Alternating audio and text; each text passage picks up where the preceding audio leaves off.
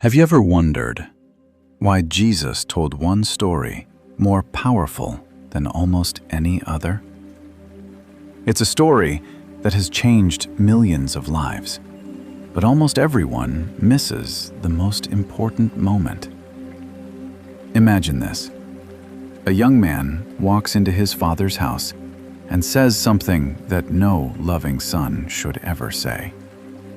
He looks his father straight in the eyes and says, "Give me my inheritance." In other words, "I wish you were already dead." Can you imagine how deeply those words must have hurt? But something unbelievable happens. The father doesn't argue. He doesn't force his son to stay. He simply lets him go. The young man leaves home. He thinks freedom will finally make him happy. For a while, it does. Money, friends, parties, pleasure. Everything he thought would satisfy his heart. Until one day, it all disappeared. The money was gone. The friends were gone. The laughter was gone.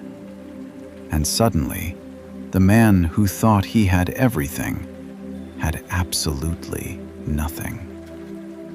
Then Jesus describes one of the darkest moments in the entire Bible. The young man became so hungry that he wished he could eat the food given to pigs. Think about that. He had fallen farther than he ever imagined. And maybe that's exactly where some people watching this video feel today.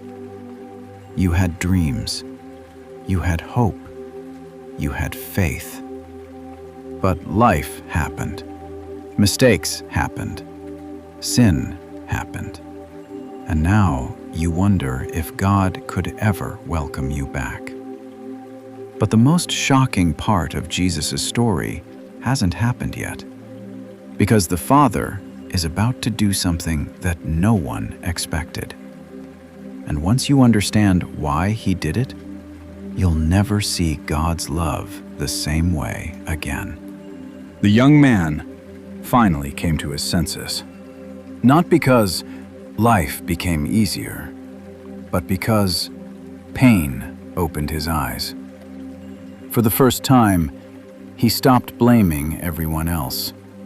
He stopped making excuses, and he whispered, "Even my father's servants have food to eat, but here I am, dying with hunger." Then he made the hardest decision of his life. He would go home, not as a son, but as a servant. The entire journey, he kept repeating the same speech over and over. "Father, I have sinned against heaven and against you. I am no longer worthy to be called your son. Make me like one of your servants." Can you imagine how afraid he must have been? Every step toward home felt heavier than the last. What if his father slammed the door? What if everyone laughed at him? What if he was told, "You made your choice, now live with it"? Maybe you've felt that same fear. You want to come back to God, but shame keeps whispering, "It's too late. You failed too many times. God could never forgive someone like you." But then, Jesus says something that changes everything. While the son was still a long way off, his father saw him. Think about that. How could the father see him from so far away?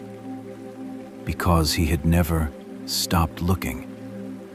Day after day, he was watching, hoping, waiting, believing that one day his son would come home. And then Jesus tells us the most shocking moment in the entire story. The father didn't wait for his son to reach the house. He didn't stand there with crossed arms. He didn't demand an explanation. He didn't ask, "Where have you been?" Instead, the father started running. In Jesus' time, older men never ran. It was considered undignified. People would have stared. Some would have laughed. But the father didn't care what anyone thought. All he could see was his lost son coming home. But here's the question that almost nobody asks. Why did the father run? What was so important that he would forget his dignity and sprint towards someone who had broken his heart? The answer reveals the heart of God Himself. And once you understand it, you'll never doubt His love again. Why did the father run? Because he knew if the village reached his son first, they would shame him, mock him, reject him. In those days, a son who dishonored his father could be publicly humiliated. The father refused to let that happen. So he ran first. Before anyone else could condemn his son, his father covered him with love. Isn't that exactly what Jesus did for us? Before the world could define you, Jesus stretched out His arms on the cross and took your shame upon Himself. Then something incredible happens. The son finally speaks. "Father, I have sinned against heaven and against you. I am no longer worthy to be called your son." He had practiced those words the entire journey home. He was ready to beg for a servant's place. But the father never let him finish.